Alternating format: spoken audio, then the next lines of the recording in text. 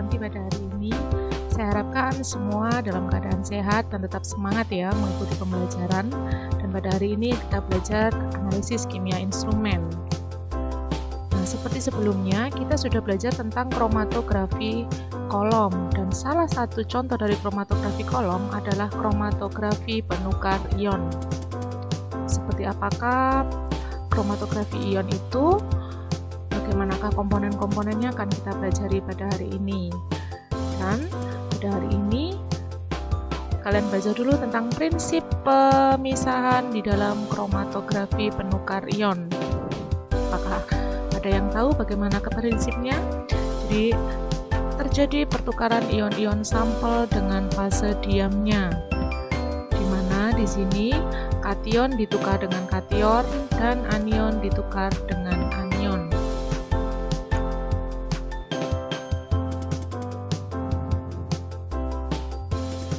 Kemudian komponen utama di dalam kromatografi penukar ion, apakah masih ada yang tahu?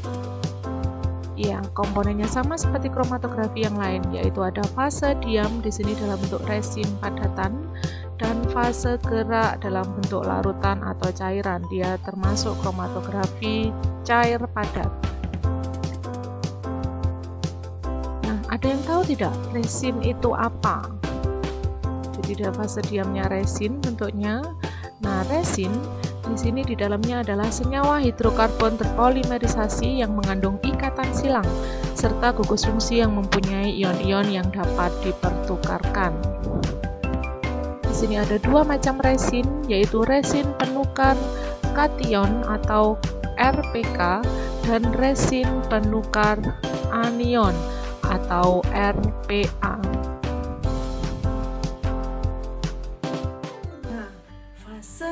Diam di dalam kromatografi penukar ion atau yang biasanya disebut resin, tadi sudah disebutkan bahwa resin ada dua macam, resin penukar kation dan resin penukar anion. Di sini resin penukar kation itu bisa dalam bentuk asam kuat di mana gugus fungsinya adalah asam sulfonat, atau dalam bentuk asam lemah di mana gugus fungsinya adalah asam karboksilat. Dengan kalau resin penukar anion bisa dalam bentuk basa kuat, gugus fungsinya adalah ion amonium kuarterna, dan kalau basa lemah, gugus fungsinya adalah gugus-gugus anion yang lain. Nah, resin penukar kation. Bagaimanakah reaksi di dalam resin penukar kation? Bisa kita lihat di sini. Karena disebut penukar kation, di sini kation ditukar dengan kation. Kation dari apa yang ditukar? Di sini kation, kalau di dalam resin penukar kation, gugus fungsinya pasti adalah asam. Jadi yang ditukarkan adalah ion H+ ditukar dengan ion positif atau kation dari sampel. Jadi ion positif dari sampel masuk, sedangkan H+-nya ke luar. Jadi ion positifnya akan terikat pada resinnya dan ion H+-nya akan lepas. Itu adalah reaksi dalam resin penukar kation. Contohnya seperti ini. Reaksi pertukaran ion pada resin penukar kation dengan sampel KBr. Yang pertama, sampel KBr ini kita ionisasi dulu. KBr akan terionisasi menjadi ion K+ dan ion Br-. Nah, di sini kalau resin penukar kation itu kan resin H+. Resin H+ bereaksi dengan ion positifnya apa? Karena penukar kation, maka yang ditukarkan adalah kationnya atau ion positif. Jadi K+ dari sampel ini dia akan terikat pada resinnya, sedangkan ion H+-nya akan lepas. Biasanya seperti ini ya. Nah, di sini tadi K+-nya sudah bereaksi dengan resin, terikat pada resin. Masih tersisa ion Br-. Ini adalah ion Br-. Dan H+ tadi lepas. Jadi yang tidak bereaksi tadi ion H+ dan Br-. Ini dia akan membentuk HBr. Jadi eluennya yang nanti keluar dari kromatografi penukar kation atau resin penukar kation dalam bentuk HBr. Contoh lagi, reaksi pertukaran pada sampel CaBr2. Nah, CaBr2 pertama harus kita ionisasi terlebih dahulu menjadi Ca2+ plus 2Br-. Di sini Ca2+ ini yang akan ditukar dengan ion H+ pada resin.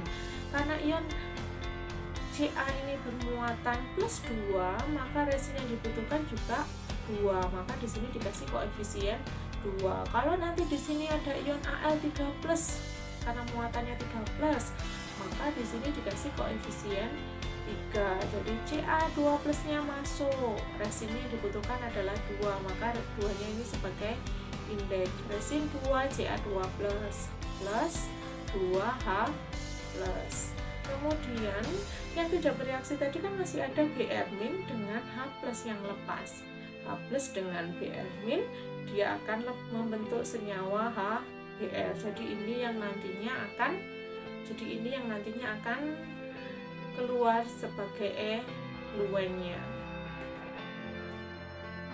Kemudian untuk resin penukar anionnya, di sini karena di sini adalah resin penukar anion, maka yang ditukarkan adalah anion, di mana OH- dari resin akan ditukarkan dengan anion dari sampelnya, sehingga nanti anion sampel berikatan dengan resin dan OH-nya dilepas. Contohnya adalah misalkan resin penukar anion dengan sampel KBr, maka KBr akan diionisasi menjadi K+ dan Br-. Nah, karena resin penukar anion, maka resinnya mengandung gugus fungsi OH, jadi resin OH-, dan dia akan bertukar posisi dengan anionnya atau Br-, sehingga resin akan berikatan dengan Br- dan akan melepaskan OH-. Kemudian yang masih tersisa adalah ion K+ dengan OH- yang lepas dari resinnya, sehingga keduanya berikatan sebagai eluen membentuk KOH. Jadi ini nanti eluen yang lepas dari kromatografi kolom. Contoh yang lainnya adalah pada saat sampelnya adalah CaBr2 yang dimasukkan dalam resin penukar anion. Jadi CaBr2 dia akan diionisasi menjadi Ca2+ dan 2Br-. Kemudian karena resin penukar anion, maka resinnya berbentuk resin yang gugus fungsinya OH yang akan ditukar dengan anion Br- dari sampel, sehingga resin berikatan dengan Br dan melepaskan OH-. Yang masih tersisa dari sampelnya adalah ion Ca2+ dengan OH- yang lepas dari resin, sehingga eluen yang keluar dalam bentuk CaOH 2 kali. Contoh soal yang lainnya, tentukan reaksi pertukaran ion pada resin penukar kation dan resin penukar anion.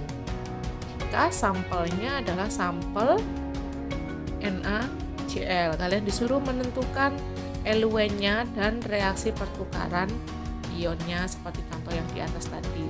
Yang pertama pada resin penukar kation atau RPK. Jadi sampelnya NaCl diionisasi menjadi ion Na+ dan Cl-. Karena pada resin penukar kation, maka resin H+ akan bertukar posisi dengan Na+. Jadi Na-nya akan terikat pada resinnya dan H+-nya lepas. Kemudian ion Cl- dari sampel tadi akan berikatan dengan H+ yang dari resinnya, sehingga yang keluar adalah eluennya, bentuknya adalah senyawa HCl. Sekarang pada resin penukar anion. Pada resin penukar anion di sini NaCl diionisasi dulu jadi Na+ dan Cl-. Kemudian resin yang mengandung gugus fungsi OH- dia akan bertukar posisi dengan ion Cl-, sehingga resin berikatan dengan Cl dan OH-nya lepas. Kemudian ion Na+ yang tersisa dari sampel tadi akan berikatan dengan ion OH- membentuk senyawa NaOH. Ini adalah sebagai eluen yang keluar dari kromatografi kolom. Kemudian ini adalah contoh gambar dari kromatografi penukar ion, sama seperti kromatografi kolom. Alat-alat yang diperlukan sama seperti pada kromatografi kolom. Ada kolom kromatografinya yang berbentuk seperti buret. Kemudian ada resin di dalamnya, kemudian ada penampungnya, kemudian ada sampelnya yang dimasukkan dan pelarutnya. Nah, sekarang bagaimana kalau di dalam sampelnya ada 2 senyawa? Nah, di sini ion-ion yang saling ditukarkan sifatnya adalah seperti berikut. Ini untuk yang ion-ion bervalensi 1. Kekuatan pertukaran ionnya adalah seperti pada gambar berikut, jadi Li, H+, Na, dan seterusnya. Itu adalah urutan kekuatannya. Kemudian untuk ion bervalensi 2, mulai Cd2+ sampai Ba2+, dan itu adalah kekuatan penukaran untuk anionnya.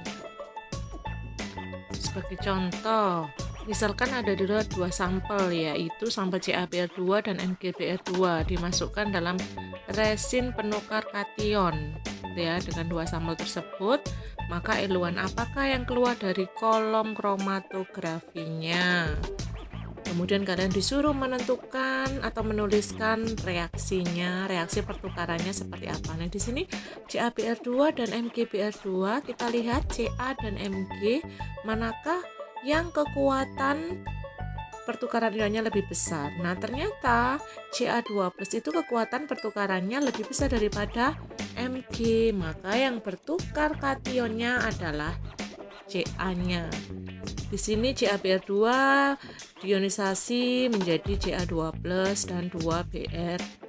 Karena resin penukar kation maka resin H+, dan karena Ca adalah +2 maka koefisiennya 2. H+ di sini akan bertukar posisi dengan Ca2+ sehingga H+-nya lepas dan resinnya berikatan dengan Ca. Kemudian yang belum bereaksi di situ adalah Br- dan H+ yang lepas dari resin, maka H+ dan Br- itu akan berikatan membentuk HBr. Jadi eluennya yang keluar dari kolom kromatografi adalah HBr. Nah, setelah semuanya tadi kalian sudah belajar tentang reaksi pertukaran ion dan bagaimana cara menentukan eluennya. Sekarang sebagai evaluasinya silakan kalian mencoba mengerjakan soal-soal berikut ini, nomor 1 sampai dengan 4. Kemudian ini soal-soal nomor 5 dan 6. Silakan dikerjakan di buku, kemudian kalian kirimkan di Google Classroom nanti ya. Dan apabila ada yang ditanyakan boleh bertanya di WA. Nah, sekian dulu pembelajaran hari ini ya anak-anak. Zanti hanya ingin berpesan, sukses itu tidak akan menampakkan diri pada orang-orang yang malas. Jadi saya harapkan kalian bisa mengalahkan rasa malas itu, dan yang bisa mengalahkan hanya kalian sendiri. Jadi harus tetap semangat dalam belajar. Nah, sehingga kalian bisa menjadi orang-orang yang sukses. Demikian pembelajaran pada hari ini. Semoga bermanfaat, tetap jaga kesehatan dan tetap semangat dalam belajar. Sampai jumpa lagi.